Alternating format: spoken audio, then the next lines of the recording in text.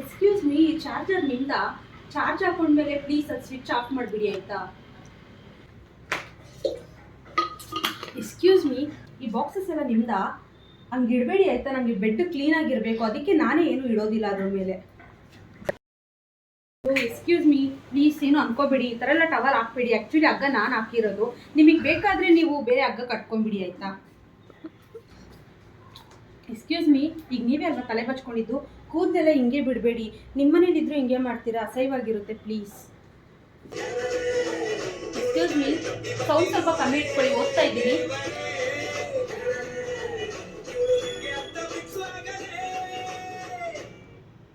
Thank you. Excuse me, ನೀವು ಮಲ್ಕೊಳ್ಬೇಕಾದ್ರೆ light off ಮಾಡಿಬಿಡಿ.